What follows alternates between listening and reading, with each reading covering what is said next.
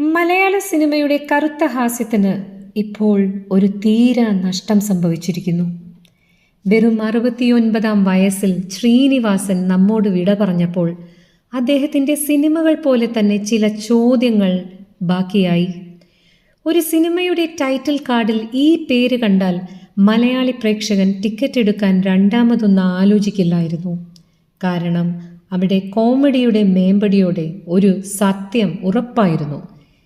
നിങ്ങളൊരു കമ്മ്യൂണിസ്റ്റുകാരനല്ലേ, നിങ്ങൾക്കെന്താ ഈ കാര്യത്തിൽ പറയാനുള്ളത് എന്ന് അദ്ദേഹത്തോട് ചോദിച്ചാൽ, ഞാനിപ്പോൾ കമ്മ്യൂണിസ്റ്റ് ആണോ എന്ന് എനിക്കറിയില്ല, അത്രയ്ക്ക് പ്രായമായി എന്ന് ചിരിയോടെ മറുപടി നൽകിയിരുന്ന ഒരു വ്യക്തിയായിരുന്നു അദ്ദേഹം.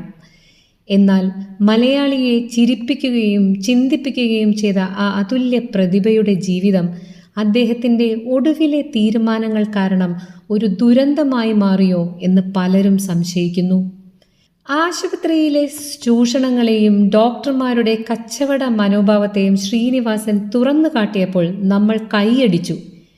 എനിക്കെന്തെങ്കിലും അസുഖം വന്നാൽ ഡോക്ടർമാരെ കാണില്ല, കാരണം അലോപ്പതിയിൽ വിശ്വാസമില്ല. എൻ്റെ ശരീരം എൻ്റെ ഇഷ്ടം പോലെ പോവട്ടെ എന്ന് അദ്ദേഹം തൻ്റെ വിശ്വാസം ഉറക്കെ പ്രഖ്യാപിച്ചു. ജൈവകൃഷിയുടെ പ്രാധാന്യം വിളിച്ചു പറഞ്ഞപ്പോൾ നമ്മൾ പ്രകൃതിയിലേക്ക് നോക്കി. പക്ഷേ ശ്രീനിവാസൻ എന്ന തത്വങ്ങളുടെ രാജകുമാരൻ ചെയ്ത ഒരൊറ്റ അബദ്ധം അദ്ദേഹത്തെ ഈ നാൽക്കവലയിലെത്തിച്ചു. താൻ ഏറ്റവും വലിയ വിഡ്ഢിയായ ഒരു പുകവലിക്കാരനാണെന്ന് അദ്ദേഹം തന്നെ തുറന്നു പറഞ്ഞിട്ടുണ്ട്. സിനിമയുടെ സമ്മർദ്ദമാണോ അതോ ആരോടോ വാശി തീർക്കുന്നത് പോലെ ആയിരുന്നോ ആ പുകവലി? എഴുത്തിൻ്റെ മനോനിലയിൽ ഒരു സിഗരറ്റിൽ നിന്ന് മറ്റൊന്ന് കത്തിച്ച് തള്ളിക്കളഞ്ഞ ആ ശീലം അദ്ദേഹത്തിൻ്റെ ഹൃദയത്തെയും ശ്വാസകോശത്തെയും എങ്ങനെ തകർത്തു എന്ന് നമ്മൾ ഞെട്ടലോടെ തിരിച്ചറിഞ്ഞു. അച്ഛൻ അലോപ്പതിക്കെതിരാണ്, മൈദയ്ക്കും പൊറോട്ടയ്ക്കും എതിരാണ്, പക്ഷേ സിഗരറ്റിനോട് മാത്രം എതിരല്ല.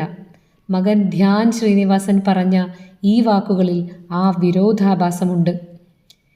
2007 കടുത്ത സ്ട്രോക്ക്, പിന്നീട് ഹൃദയ സംബന്ധമായ പ്രശ്നങ്ങൾ, 2022 ബൈപ്പാസ് ശസ്ത്രക്രിയ എന്നിങ്ങനെ മലയാള സിനിമയിലെ ആ അതുല്യ എഴുത്തുകാരൻ ദീർഘകാലം രോഗങ്ങളോട് പൊരുതി.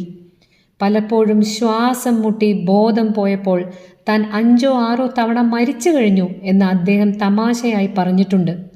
ഒരു കമ്മ്യൂണിസ്റ്റുകാരനായ എനിക്ക് സംഭവിച്ച ഏറ്റവും വലിയ അപകടം ഇതാണ് എന്ന് അദ്ദേഹം സ്വയം പരിഹസിച്ചു.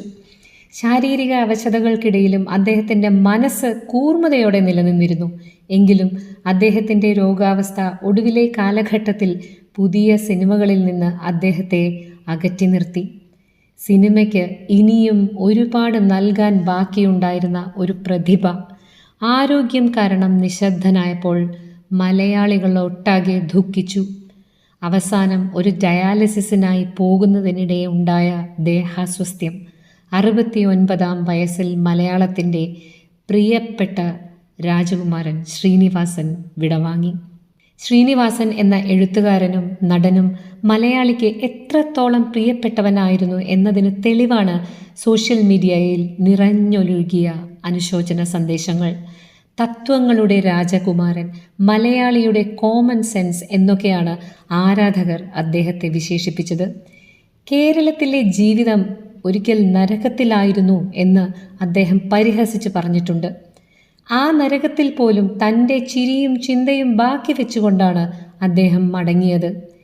ഇനിയും ഒരുപാട് കാലം ജീവിക്കേണ്ടിയിരുന്ന ഒരു പ്രതിഭ തൻ്റെ വ്യക്തിപരമായ ചില ശീലങ്ങൾ കാരണം വേഗത്തിൽ യാത്രയായി എന്നോർക്കുമ്പോൾ ദുഃഖം മലയാളിയുടെ മനസ്സിൽ ഘനീഭവിക്കുന്നു.